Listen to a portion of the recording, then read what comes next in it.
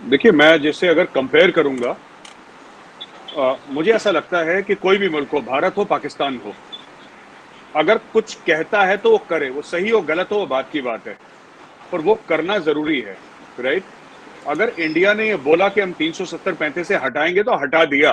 दरअसल दोस्तों यहाँ पे गौरव बारिया यासिन मलिक के बारे में बोल रहा है और पाकिस्तानी मीडिया यासिन मलिक को डिफेंड कर रहा है कि वो लोग बोल रहे हैं कि सज़ा नहीं होनी चाहिए।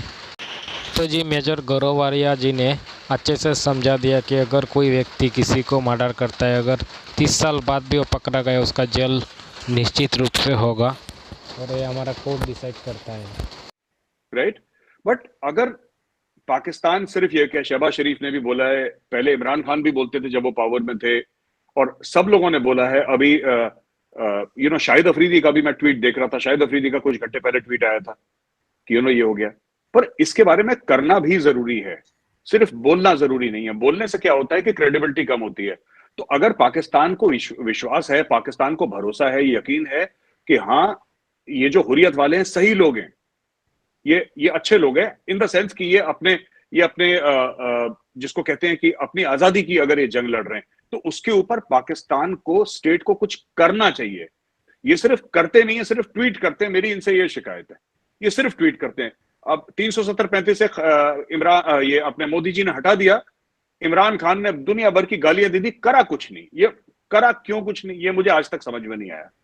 ठीक है, बोला ट्रेड ट्रेड तो वैसे ही हमारी बहुत थोड़ी सी थी, तो that does not make any impact और did not make any impact to us. उसके बाद तो हमारे इंपोर्ट्स 650 बिलियन छुए हैं। मेरा सिर्फ एक कहने का, जहां तक यासीन मलिक की बात है ना, यासीन मलिक ने ऑन रिकॉर्ड एक टीवी प्रोग्राम पे अपना एक बाले जुर्म करा है। ठीक है ना? मैं आपको बताता हूँ, रजत शर्मा जी के प्रोग्राम में उसने खुद बोला है कि वो यहाँ पे लश्कर तैयबा के कैंप में गया था, और यहाँ पे उसको वो खुद, मतलब उसने ये करा है, ये मतलब जो भी उसने गलतियां करी हैं या जुर्म करा है, वो उसने खुद बोला है। ऐसा नहीं कि अंडर इंट्रोगेशन। देखिए, अंडर इंट्रोगेशन अगर हमारे यहाँ पुलिस पकड़ के ले जाए, जैसे दिल्ली पुलिस है, अगर दिल्ली पुलिस पकड़ के ले जाए, तो अगर अंडर ड्यूरेस अगर उससे कुछ बुलवाएं, तो इंडियन कोर्ट्स में एडमिसिबल नहीं होता। आप ये नहीं कह सकते कि इसका इकबालिया बयान है। वो इकबालिया बयान has to be in front of a magistrate, it can not be in front of a police officer. तो पुलिस को या किसी अथॉरिटी को आपने बयान दिया है, तो वो कोर्ट मान के चलती है कि इसके डंडे वंडे बजाए होंगे। इस बंदे ने तो पूरा एक पुलिस के काफिले में आया था, कॉन्वॉय में आया था, रजत शर्मा के स्टूडियो में, रजत शर्मा के स्टूडियो में इसने बोला है कि मैंने सब करा है। अब वो एविडेंस प्रेजेंट करी गई है, तो इसमें मुझे नहीं लगता किसी को कोई दिक्कत होनी चाहिए। नहीं, आप ठीक कह रहे हैं, लेकिन फिर भी मैं एहसास से आपसे भी पूछना चाहूंगी कि आपने बात सुनी मेजर साहब की, क्या कहेंगे आप यासिन मलिक के केस को आप किस तरह से देखते हैं? अच्छा मेरे साहब, बात यह है कि बाज़ इश्यूज ऐसे हैं पाकिस्तान और इंडिया के दरमियान, जिस पे अगर कोई पाकिस्तानी बात करे तो वो आईएसआई का एजेंट बन जाता है, और अगर हिंदुस्तानी कोई बात करे तो वो रॉ का एजेंट होता है। ठीक है, लेकिन मैं कोई पाकिस्तान आपके ऊपर किसी किस्म की कोई डाउट किए बगैर कि आप कोई इंडियन एस्टैब्लिशमेंट के नुमाइंदे हैं, आई डोंट डाउट यू, लेकिन मैं आपको एज ए ह्यूमन बीइंग एक बात कर रहा हूँ। आपने कहा कि उन्होंने वो टेलीविजन प्रोग्राम में की बात, फ्रैंकली स्पीकिंग मैंने वो प्रोग्राम नहीं देखा, लेकिन आप कह रहे हैं मुझे ट्रस्ट है, आई ट्रस्ट यू कि ऐसे ही हुआ होगा। लेकिन आप ये देखिए कि उस बंदे की एक मॉरल करेज थी कि उसने बताया कि मैंने माजी में ये गलतियां की हैं।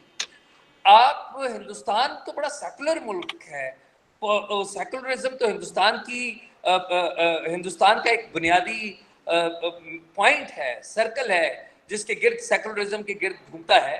अगर किसी बंदे ने टेलीविजन के ऊपर आके अपनी माजी की कोई बातें की, आप उसको सजा दे देंगे। और मैं कम से कम मेरे साथ, मैं आपसे I don't expect it from you कि आप इस बात को डिफेंड करें। देखिए, बहुत सारे गलत काम हमारे ब्यूरोक्रेट्स करते हैं, हमारे फौजी जर्नैल करते हैं, हमारे जर्नलिस्ट करते हैं, हमारे जजेस करते हैं।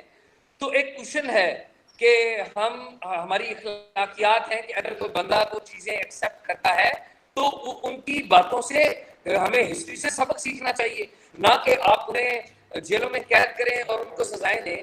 फ्रैंकली स्पीकिंग, यासीन मलिक साहब की जो आखिरी कन्वर्सेशन है अपने जज साहब के साथ, कि उन्होंने कहा कि आरजू जी, ये तो अच्छी बात है जो एजाज साहब ने बात करी, आपके चैनल पे बात करी, तो अच्छी बात है। अगर ये इंडियन टीवी चैनल होता तो बोलते कि पाकिस्तानी का वॉल्यूम कम कर दिया।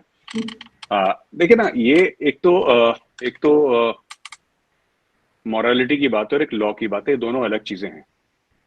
ठीक है अर्जुन जी, बात ये होती है कि आपने लीगली स्पीकिंग उसने चार इंडियन एयरफोर्स के ऑफिसर और जवानों को मिला के उसने उनका खून करा है, तो उसके ऊपर 302 का भी केस है, या जो भी रेलेवेंट होता है मुझे नहीं पता, उसके ऊपर खून का भी केस है। पहली चीज तो ये है। दूसरी चीज ये है कि सबक वकब लेने का सिस्टम नहीं है हमारे यहाँ। देखिए ये पूरी चीज जो ये जो जी जी, तो ये जो एजाज साहब ने बात करी ना कि देखिए सेक्युलरिज्म का मजहब से लेना देना है। जैसे एजाज साहब ने बोला कि इंडिया सेक्युलर मुल्क है, बिल्कुल है, हमारे प्रीएम्बल ऑफ द कॉन्स्टिट्यूशन में लिखा है कि India is a secular country. क्या हमारे यहाँ परफेक्ट सेक्युलरिज्म नहीं है? हमारे यहाँ बहुत कमी पेशियां हैं, इसमें कोई शक नहीं है।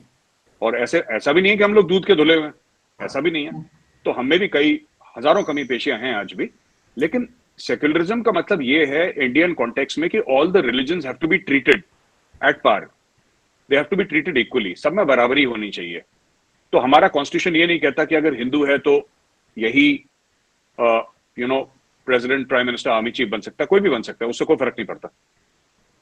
अब उसने जुर्म करा है, कुछ उसने इन्वेस्टिगेशन से पता लगा है उसके खिलाफ, जो एनआईए ने करा है, कई उसके सामने एविडेंस पेश करी गई हैं। उसमें से एक एविडेंस ये रजत शर्मा साहब की टीवी शो का भी है, और लंबी फहरिस्त है। और इसने इंडियन एयरफोर्स के लोगों को मारा था। तो बात यह है ना कि सेक्युलरिज्म का इससे कोई लेना देना नहीं है। अगर आप उस सेंस में बात कर रहे हैं तो क्या अगर कोई मुसलमान कत्ल करेगा तो क्या उसको माफ कर देना चाहिए क्योंकि इंडिया सेक्युलर स्टेट है? सेक्युलरिज्म का तो सीधा साधा मतलब कम्युनिटीज के साथ है, रिलीजन के साथ है, कि हिंदू मुस्लिम सिख ईसाई आपस में है भाई भाई। अगर आप ये नारा देखते हैं, ये this is for an Indian, this is what secularism is. तो जिसने जो करा है वो भरेगा, आज नहीं तो कल, नहीं तो परसों, चाहे वो टीवी प्रोग्राम से भरे, चाहे कहीं से भी भरे। तो Yasin Malik will go to jail. अब क्वांटम्स ऑफ सेंटेंस जो एनआईए ने डेथ पेनल्टी मांगी है उसकी, वो मिलती है कि नहीं मिलती मुझे नहीं पता, वो तो जब निकलेगा तब निकलेगा।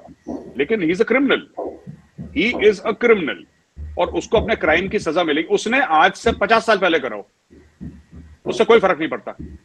अगर मैं आज जुर्म करता हूं और मैंने किसी का कत्ल करा है, वो 30 साल बाद पकड़ा गया, मैं तब भी टंगूंगा 30 साल के बाद। ये फैक्ट है, ये क्लियर है।